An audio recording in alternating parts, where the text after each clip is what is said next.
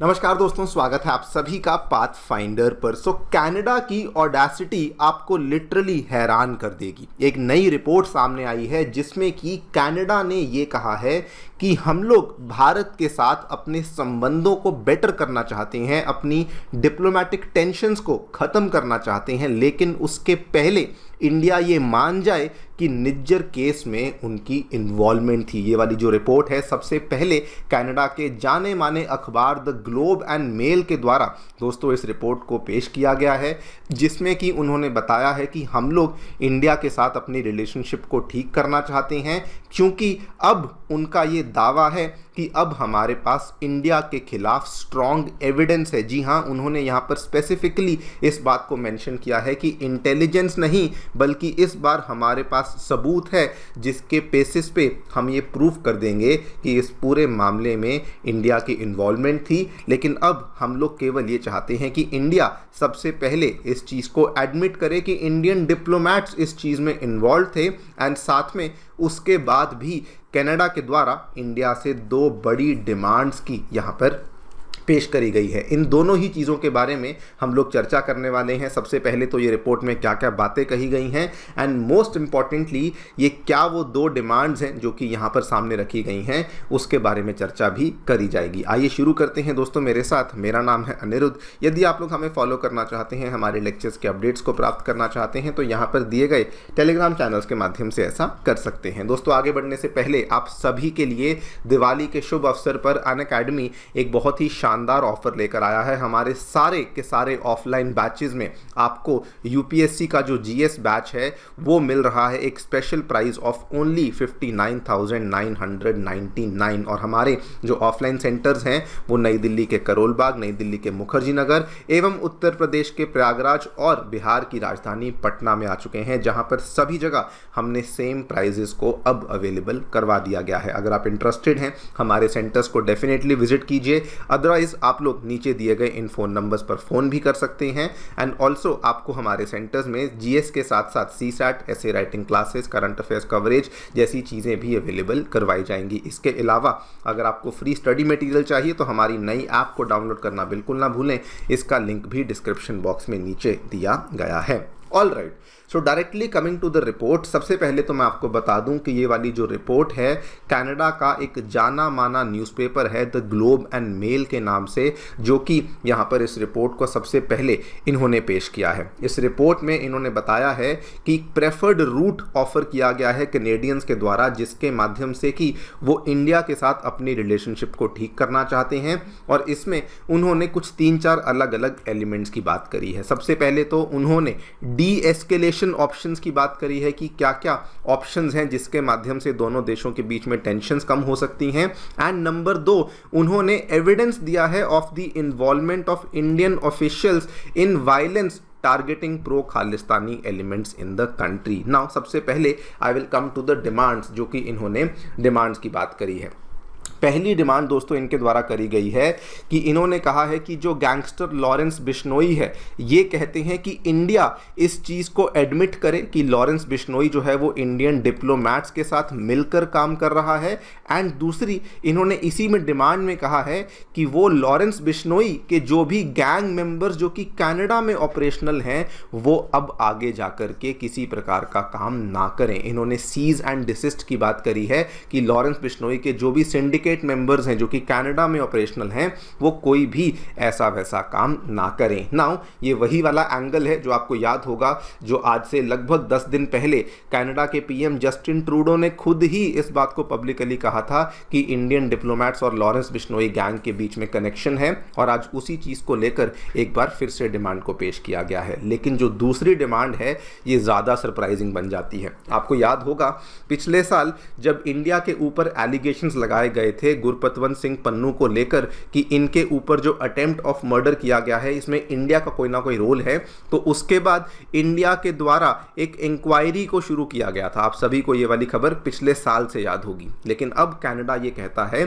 कि ये वाली जो इंक्वायरी जो कि गुरपतवंत सिंह पन्नू को लेकर न्यूयॉर्क में चल रही है, इसमें सबसे पहले तो इंक्वायरी के अंदर निज्जर केस को भी इंक्लूड किया जाए। एंड साथ में कहा गया है कि इस इंक्वायरी को कनाडा चाहता है कि इंडिया और कनाडा मिलकर के चलाएं सो दैट जो इंक्वायरी है ये ज़्यादा ट्रांसपेरेंट हो सके, सो दैट इसमें किसी प्रकार की फॉरेन इंटरफेरेंस देखने को ना मिले। ये दोस्तों कनाडा की दूसरी डिमांड है कि जो ये इंक्वायरी थी इसको और ज़्यादा एक्सपैंड किया जाए, निज्जर वाले केस को इंक्लूड किया जाए एंड साथ में एक जॉइंट इंक्वायरी भी यहाँ पर रखी जाए। नाउ ये सारी की सारी जो ये डिमांड्स यहाँ पे कनाडा के द्वारा रखी गई हैं, उन्होंने इस बार इन डिमांड्स के पीछे ये कहा है कि द रीज़न हम लोग ऐसा कर रहे हैं बिकॉज अब हम लोगों के पास प्रूफ है, अब हम लोगों के पास एविडेंस है कि इंडियन डिप्लोमेट्स डेफिनेटली इन पूरे के पूरे केसेस में कहीं ना कहीं इन्वॉल्वमेंट इनकी हमें देखने को मिली है। आप लोग यहाँ पे देखिए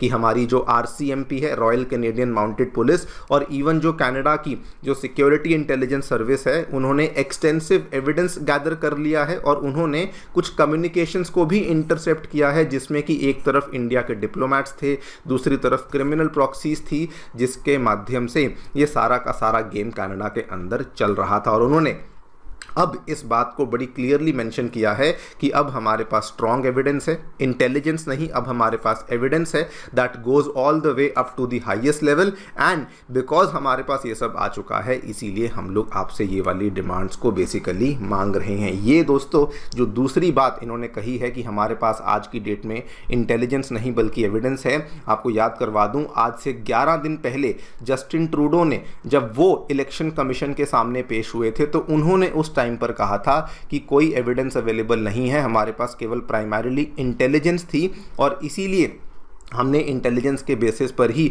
इंडिया के ऊपर एलिगेशंस को लगाना शुरू कर दिया था। लेकिन आज आप ध्यान से देखिए, ये कह रहे हैं कि हमारे पास इंटेलिजेंस नहीं बल्कि आज हमारे पास एविडेंस आ चुका है। नाउ ये पूरी की पूरी जो रिपोर्ट है ये बहुत ही ज़्यादा सरप्राइजिंग इसलिए बन जाती है बिकॉज इवन दो इस रिपोर्ट में इन्होंने 2-3 अलग अलग बातें कही कि हमारे पास एविडेंस है और इन्होंने डिमांड्स भी इंडिया के सामने रखी हैं, लेकिन सरप्राइजिंगली दोस्तों इस रिपोर्ट में भी किसी प्रकार के एविडेंस को पेश नहीं किया गया है। तो तब से लेकर अब तक पिछले 10-12 दिनों में किसी प्रकार के एविडेंस को लेकर पेश नहीं किया गया है, लेकिन उसके बाद भी आप कनाडा की ऑडेसिटी देखिए कि इस तरह की रिपोर्ट को पब्लिश करते हैं कि हमारे पास एविडेंस है और अब हम चाहते हैं कि इंडिया इस चीज को एडमिट करे और अब हम लोग ये भी चाहते हैं कि जो इंक्वायरी चल रही है वो जॉइंट इंक्वायरी यहां पर चलनी चाहिए। इससे कुछ और क्लियर हो ना हो, लेकिन एक चीज बिल्कुल क्लियर हो चुकी है कि कनाडा में फिलहाल केवल और केवल वोट बैंक पॉलिटिक्स ही उनके लिए मैटर कर रही है। आपको दोस्तों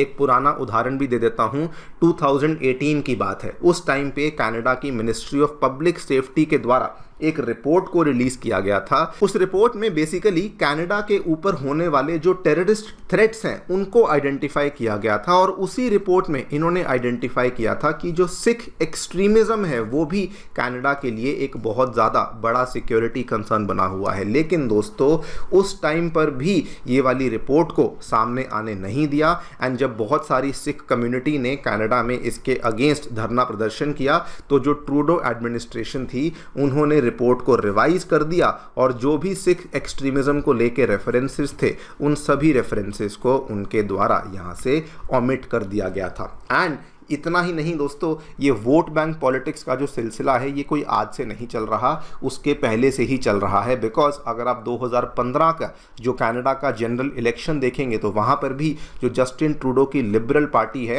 ये 184 मेंबर्स ऑफ पार्लियामेंट के साथ इन्होंने मेजॉरिटी अचीव करी थी, लेकिन इसमें 18 सिख थे यानी कि ऑलमोस्ट 10% सिख थे और उसमें से भी 4 लोगों को कैबिनेट में अपॉइंट कर दिया गया था। यानी कि क्लियरली जो जस्टिन ट्रूडो की लिबरल पार्टी है ये इन लोगों के बगैर आगे नहीं बढ़ सकती है। एंड साथ ही में अगर आप आज की रियलिटी देखेंगे तो 6 लोगों का जो कैनेडियन पॉपुलेशन में, जो कैनेडियन ओवरऑल डेमोग्राफी में जो योगदान है वो बहुत बढ़ चुका है। टोटल कैनेडियन पॉपुलेशन में 2.1% के आसपास जो पॉपुलेशन है वो केवल और केवल आपको 6 की देखने को मिलती है। एंड दैट इज एंटायरली जो हमें आज देखने को मिल रहा है कि ये सारा का सारा जो वोट बैंक पॉलिटिक्स है उसी के बेसिस पे ये सारी एंटी इंडिया एक्टिविटीज आज हमें कनाडा में देखने को मिल रही हैं। सवाल ये आता है कि ये जो पहले वाली रिपोर्ट थी क्या उसके इसके ऊपर इंडिया कुछ ना कुछ स्टेप लेगा?